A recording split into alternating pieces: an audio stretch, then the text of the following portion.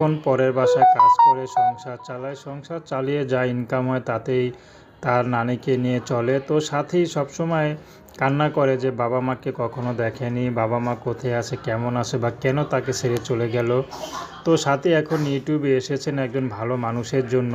কোনো টাকা পয়সা সাথী চায় না। সাথীর সাথে অফ দ্য রেকর্ডে কথা হয়েছিল। সাথী বলছে আমার টাকা পয়সা দরকার নাই, কারণ আমি বাবা মার ভালোবাসা পাইনি। তো আমি চাই এমন একজন স্বামী, সে যেমনই হোক, যাতে করে বাবা মার তার আদরে বা বাবা মার কষ্টগুলো যেন ভুলে থাকতে পারে, তাহলে হবে। সে কুড়ে ঘরে রাখুক, সমস্যা নেই। সাথী কখনো প্রেম ভালোবাসা করেনি, বেশি পড়াশোনা করতে পারেনি, কারণ নানি এমনিই বেশি শিক্ষিত না, তো পড়াশোনার সম্বন্ধে তার ধারণা নেই। তো সেই জন্য তাকে পড়ায়নি। তো সাথীর স্বপ্ন ছিল পড়াশোনা করে বড় কিছু হবে, কিন্তু সে স্বপ্নটা স্বপ্নই রয়ে গেল। এখন সাথী চাচ্ছে যে বিয়ে শাদী করে যদি কোনো বাসা বা পরিবারে যেতে পারে, তাহলে সাথী তাতেই খুশি। তো দর্শক, প্রেম ভালোবাসা, সাহায্য সহযোগিতা, বিয়ে শাদী করা একান্ত আপনাদের ব্যক্তিগত ব্যাপার।